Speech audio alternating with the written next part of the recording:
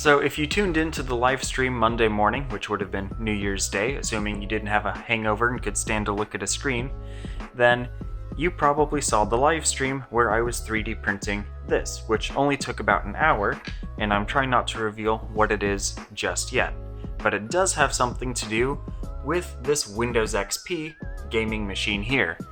Now, one of the problems with trying to run old games on a PC is that unless you're hosting a Linux operating system as your main OS, you can't pass through access to the graphics card to the guest operating system, which would be Windows XP, Windows 95, whatever it is you're trying to game on. So, I had to build a Windows XP machine to play my old Windows XP games. Now, this machine that I spent $80 on is way overkill for all of these games and will have no problem running them. Let me talk you through what's in this system here. With my budget of $80, as I blew 40 of it on the case, which is the way every computer build budget should go. Half the budget to the case. I don't care if you have two 2080 Ti's, spend half your budget on the case. But as for the rest of the budget, I spent $25 on everything else except the video card. The power supply was free thanks to Protein Folding. You can check out EVGA's Folding at Home team on the internet. And this hard drive is a spare that I had from my video destroying hard drives. So you can go check out that video, however it shows up in a VR video.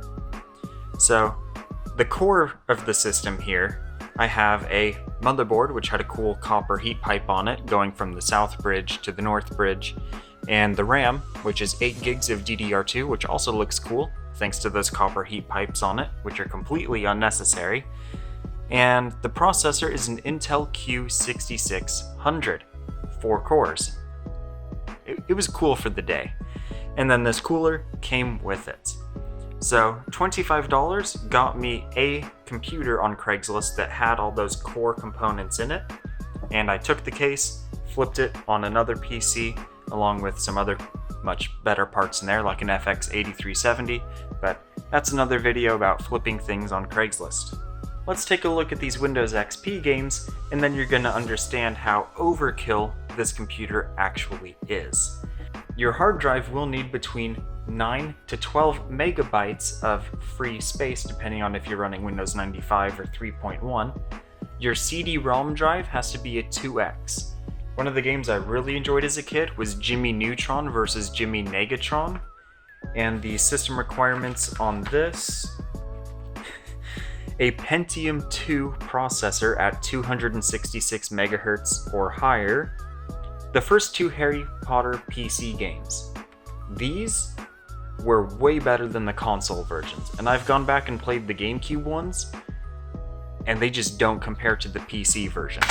So if we take a look at the second one, recommended, not minimum spec, 500 megahertz or faster Intel Pentium 3 or AMD Athlon processor. 128 megs of RAM, 256 if you're playing on the very demanding Windows XP.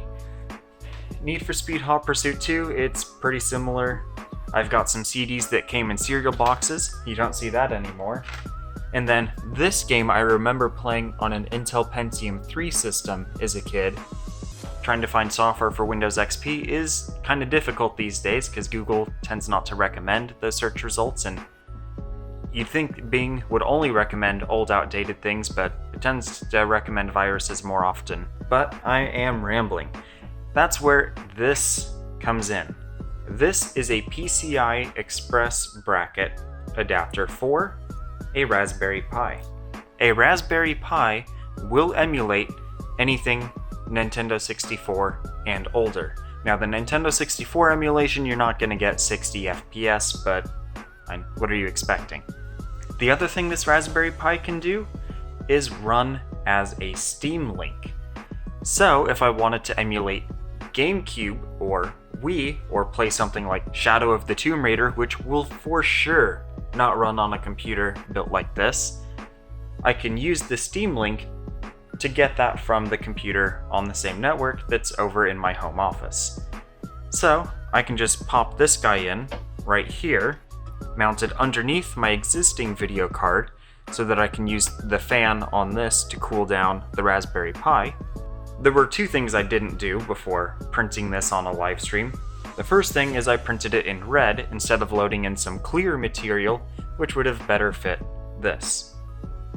The other thing I didn't look at is this is the side that faces the motherboard here, and I do not have any right angle cables for the USB power, the HDMI out, or the audio out, or at least not ones that aren't being used elsewhere. So I'm gonna have to order 3 new cables just to get this functioning as a Steam Link in the same case as this, or of course I could 3D print a redesign of this that I downloaded off Thingiverse, where I just shift the Pi further down.